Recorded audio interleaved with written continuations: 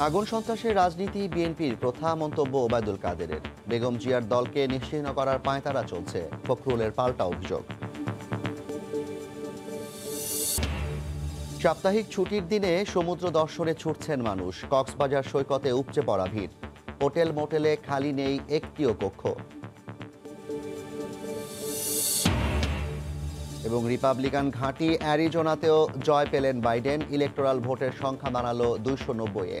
পরাজয় স্বীকার না করায় নিজ দলেই তোপের মুখে ট্রাম্প।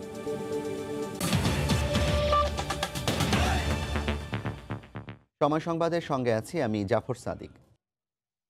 আগুন সন্ত্রাসের রাজনীতি থেকে বিএনপি বের হতে পারেনি মন্তব্য করে আওয়ামী লীগের সাধারণ সম্পাদক ওবায়দুল কাদের বলেছেন, নীল নকশা অনুযায়ী গতকাল রাজধানীর বিভিন্ন স্থানে বাসে আগুন দিয়েছে বিএনপি। সকালে ধানমন্ডিতে আওয়ামী লীগ সভাপতির কার্যালয়ে সংবাদ সম্মেলনে তিনি আরও বলেন, নাশকতামূলক কর্মকাণ্ডের দাঁত ভাঙা জবাব দেওয়া হবে। বিএনপি তাদের চিরাচল সন্ত্রাসী প্রথা পরিহার করতে পারেনি। তাদের নির্লক্ষ্য অনুযায়ী পরিকল্পিতভাবে সন্ত্রাসী গতকাল রাজধানীতে নাশকতা চালিয়েছে। তাদের এই ধরনের সন্ত্রাসী চরিত্র, নাশকতামূলক কর্মকাণ্ডের কারণে জনগণ তাদের বারবার প্রত্যাখ্যান করেছে। নিরীহ মানুষের জীবন ও সম্পদ হানির মাধ্যমে ত্রাসের রাজত্ব কায়েমের মধ্য দিয়ে রাজনৈতিক ফায়দা লুটার অপচেষ্টা তারা করে যাচ্ছে। এটা তাদের পুরনো অভ্যাস। এদিকে বিএনপি নাশকতায় বিশ্বাস করে না দাবি করে মহাসচিব মির্জা ফখরুল ইসলাম আলমগীর বলেছেন, বেগম জিয়ার দলকে নিশ্চিহ্ন করার পাঁয়তারা চলছে। গতকাল রাজধানীর বিভিন্ন স্থানে বাস পোড়ানোর ঘটনায় নিন্দা জানিয়ে তিনি বলেন, বিএনপিকে মিথ্যা অপবাদ দেওয়া হচ্ছে। সকালে Dhaka reporters unity meet the প্রেসে এসব কথা বলেন তিনি। এটা অত্যন্ত দুঃখজনক ঘটনা, যে ঘটনাটা গতকাল ঘটেছে।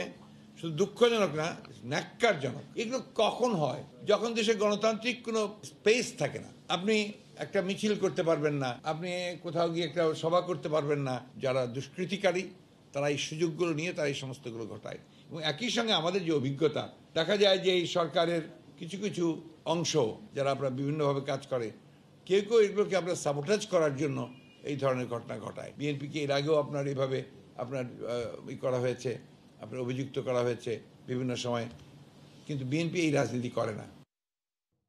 করোনার দ্বিতীয় ধাক্কায় অর্থনীতি সচল রাখতে প্রস্তুতি নিচ্ছে সরকার। দ্বিতীয় ঢেউ সামাল দিতে খুব একটা বেগ পেতে হবে না বলে মনে করেন নীতি নির্ধারকরা। প্রথম দফার অভিজ্ঞতা কাজে লাগিয়ে প্রস্তুতি নেওয়ার পরামর্শ অর্থনীতিবিদদের। সানবির রূপলের রিপোর্ট। প্রথম ধাক্কা কাটিয়ে উঠতে না উঠতেই করোনার দ্বিতীয় ঢেউ মোকাবিলায় এরই মধ্যে ইউরোপের বিভিন্ন দেশে আবারও সতর্কতা জারি করা হয়েছে।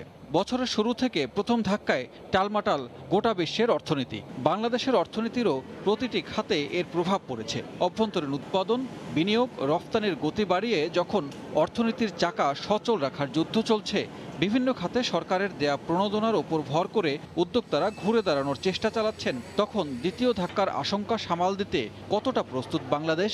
আমরা যা যা প্রিপারেশন দরকার সেটা নিতেছি, সব প্রিকশন গুলি আমরা নিয়েছি। কিন্তু যদি সিরিয়াস হয়ে যায় জিনিসটা এবং আমাদেরকে আবার লিমিটেড লকডাউনে যদি আবার যেতে হয়, তখন নিশ্চয়ই সরকার তখন চিন্তা ভাবনা করবে কিভাবে সবাইকে সাহায্য করা যায়। এপ্রিল মে মাসে দেশের প্রধান রফতানি খাত তৈরি পোশাক শিল্পের অর্ডার বাতিলের জেরে কমেছে রফতানি আয়। তবে এরপর থেকে আবারও ঘুরে দাঁড়ায় পোশাক খাত। সবশেষ জুলাই থেকে সেপ্টেম্বর পর্যন্ত লক্ষ্যমাত্রা $796 কোটি বিপরীতে রফতানি হয় $813 কোটি পণ্য।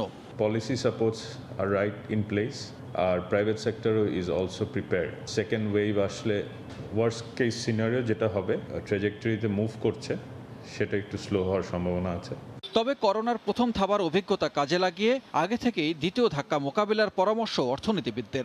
সরকারের উচিত হবে যে যে খাতগুলোতে এখনো প্রণোদনা উল্লেখযোগ্য মাত্রায় ব্যবহার করা যায়নি, সেই খাতগুলোতে কিভাবে দ্রুততর সময়ে এই প্রণোদনা ব্যবহার করা যায় সেই ব্যবস্থাটি নেয়া। করোনার প্রথম ধাক্কা সামাল দিতে ক্ষতিগ্রস্ত বিভিন্ন খাতের জন্য $1 লাখ কোটি বেশি প্রণোদনা প্যাকেজ ঘোষণা করে সরকার। সেপ্টেম্বর পর্যন্ত প্রণোদনা প্যাকেজের 54% ব্যয় করা হয়েছে। সানবির রূপল, সময় সংবাদ, ঢাকা।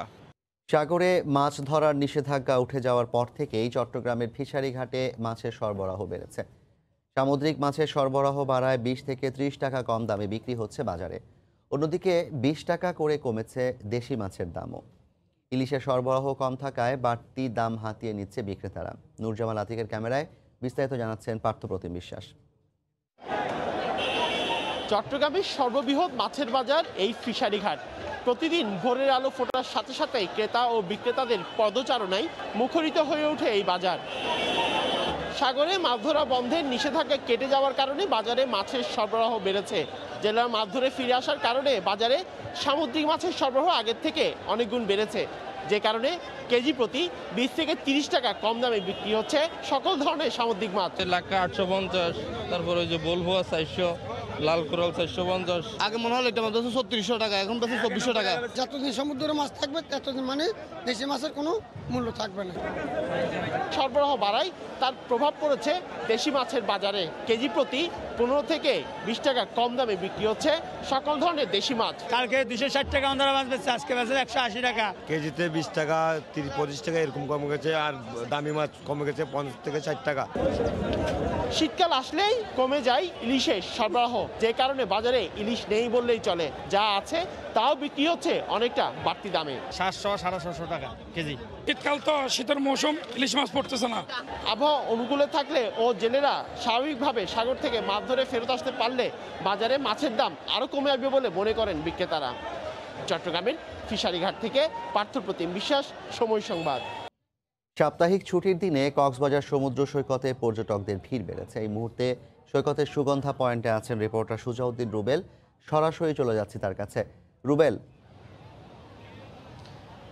সকাল থেকে কিন্তু আমরা দেখতে পাচ্ছি কক্সবাজার সমুদ্র সৈকতে পর্যটকের উপচে পড়া ভিড়। আজ সাপ্তাহিক ছুটির দিন, সেই সাপ্তাহিক ছুটির দিনে কিন্তু সৈকতের 6টি পয়েন্টে কিন্তু পর্যটকের উপচে পড়া ভিড়। আমরা সকাল থেকে দেখেছি যে সমুদ্র সৈকতের যে পয়েন্টগুলো রয়েছে সেই পয়েন্টগুলোতে কিন্তু পর্যটকরা সোজাই নেমে পড়ছেন সাগরের পানিতে, এবং সাগরের পানিতে তারা অনেকে টিউবে খেলা করছে, আবার অনেকে পানির ঢেউতে তারা আনন্দ করছেন, আবার অনেকে গোসল করছেন, আবার এই প্রিয় মুহূর্তগুলো তারা অনেকে আবার ক্যামেরার ফ্রেমে বন্দি করতে আমরা দেখতে পেয়েছি। সকাল থেকে দুপুর 12টা পর্যন্ত আমরা আসলে বিপুল সংখ্যক পর্যটক দেখতে পেয়েছি। এখন একটু পর্যটকরা আবার পুনরায় হোটেলে ফিরে যাচ্ছেন, যার কারণে কিন্তু এখন একটু পর্যটকের একটু কমতে শুরু করেছে আমরা দেখতে পেয়েছি। আমরা বেশ কিছু পর্যটকের সাথে কথা বলেছি, তারা যে বিষয়টি বলছে, এখন শীত মৌসুম শুরু হয়েছে। এই শীত মৌসুম শুরু হওয়ার সাথে সাথে প্রকৃতির একটা রূপ পরিবর্তন হয়। এই রূপ পরিবর্তন আসলে তারা দেখার জন্য এখানে ছুটে এসেছেন। আমরা যে আগে বিশাল বিশাল ঢেউ এবং পানির যে পরিবর্তন এখন কিন্তু শীত মৌসুমে সেটা দেখতে পাচ্ছি। এখন সাগর অনেকটাই শীতল এবং পানি অনেকটাই সবুজ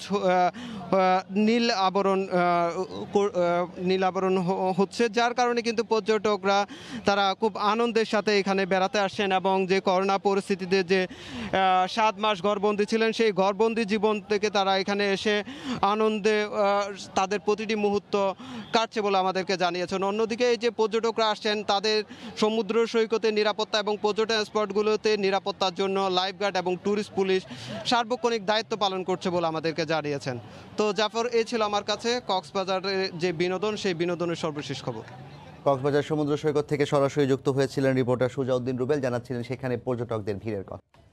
রিপাবলিকান ঘাঁটি অ্যারিজোনাতেও জয় পেয়েছেন জো বাইডেন। এ নিয়ে বাইডেনের ইলেকটোরাল কলেজ ভোটের সংখ্যা দাঁড়ালো 290-এ, আর 217-তেই আটকে আছেন ট্রাম্প। পরাজয় স্বীকার না করায় ট্রাম্পের বিরুদ্ধে খোদ রিপাবলিকান দলেই কোন্দল বাড়ছে।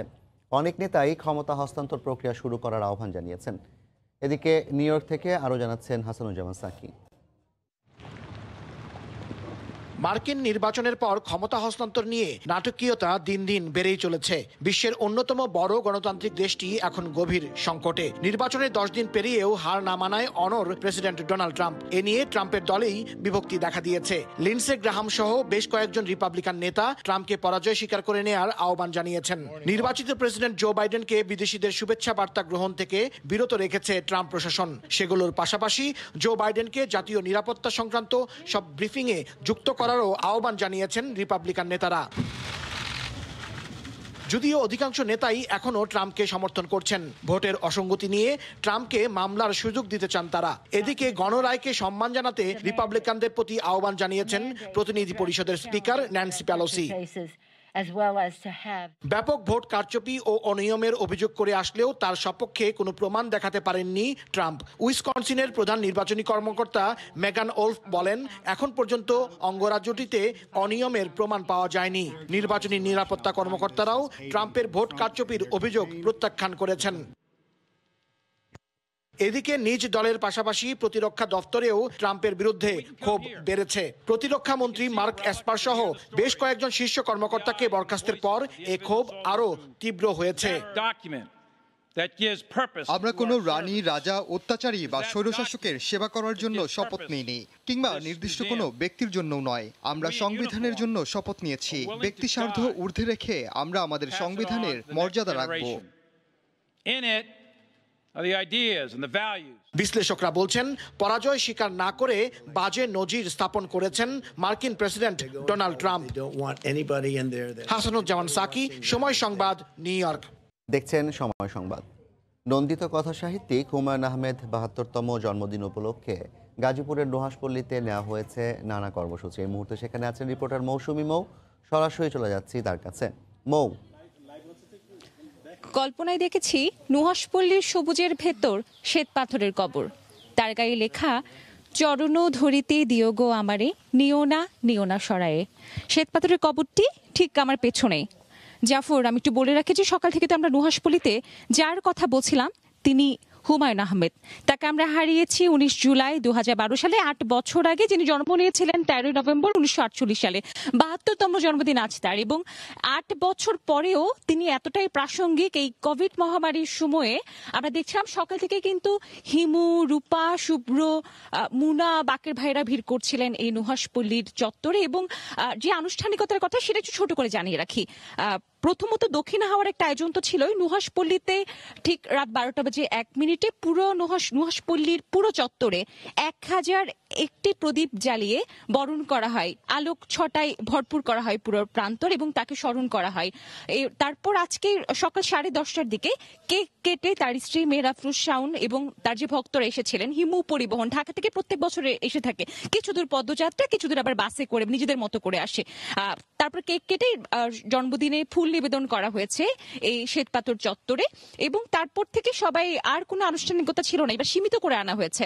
সবাই যার যার মতো করে আসছে, ঘুরছে ফিরছে, এই অবস্থা। তো আমরা তাদের সাথে কথা বলছিলাম ভক্তদের সঙ্গে। তারা বলছে যে তারা হিমু, তারা শুভ্র, তাদের কোন বৈশিষ্ট্য তারা কিন্তু সেটা জানে। এটা খুবই মজার যে কেউ বলছে ঠিক আছে সে হিমু, কিন্তু হিমুর কোনো পকেট থাকে না, তার পাঞ্জাবিতে পকেট থাকে, পরের বছর থেকে সে চেষ্টা করবে পুরোপুরি যাতে হিমু হওয়া যায়। কেউ বলছে তারা চাকরি করে, এবার তো শুক্রবার, মানে অন্যান্য বছর শুক্রবার পড়ে না, ছুটির দিন, সেই সুযোগটা তারা নিয়েছে, অর্থাৎ তারা সপ্তাহের একদিনের হিমু। তো সে একটা ব্যাপার রয়েছে। আর আরো কিছু নিজেদের মতো করে উদযাপন চলছে, যে সবাই আসছে, পরিচিত করাচ্ছে। আমরা তার স্ত্রীর সাথে কথা বলছিলাম, মেহরাফরুজ শাওন, তিনি বলছেন যে কোভিড-19 সময়ে হুমায়ুন আহমেদ আরো বেশি প্রাসঙ্গিক হয়েছে এই কারণে এখন মানুষের বই পড়ার চর্চা বেড়েছে, ঘরে থাকার চর্চা বেড়েছে, এবং হুমায়ুন আহমেদ খুব দাপটের সঙ্গে তিনি নিজের অবস্থান ধরে রেখেছেন, বা আরো বেশি জোরালো হয়েছে তার অবস্থান। তো সেই নতুন লেখকদের, পাঠকদেরকে তিনি অভিনন্দন জানিয়েছে। নুহাশপল্লী থেকে হুমায়ুন আহমেদের ৭২তম জন্মদিনের আনুষ্ঠানিকতা এখনো পর্যন্ত আমার কাছে এই ছিল সর্বশেষ। জাফর। প্রিয় কথা সাহিত্যিক হুমায়ুন আহমেদের ৭২তম জন্মদিন উপলক্ষে নুহাশপল্লীতে চলছে নানা আয়োজন। সে খবর জানাতে যুক্ত হয়েছিলেন রিপোর্টার মৌসুমী মৌ। এ পর্যায়ের শীর্ষ সংবাদ জানিয়ে দিচ্ছি। সন্ত্রাসের রাজনীতি বিএনপির প্রথা, মন্তব্য ওবায়দুল কাদেরের। বেগম জিয়ার দলকে নিশ্চিহ্ন করার পাঁয়তারা চলছে, ফখরুলের পাল্টা অভিযোগ। এবং রিপাবলিকান ঘাঁটি অ্যারিজোনাতেও জয় পেলেন বাইডেন। ইলেকটোরাল ভোটের সংখ্যা দাঁড়ালো 290-এ। পরাজয় স্বীকার না করায় নিজ দলে টোপের মুখে ট্রাম্প। এই ছিল এখনকার মতো, সঙ্গে থাকুন সময়।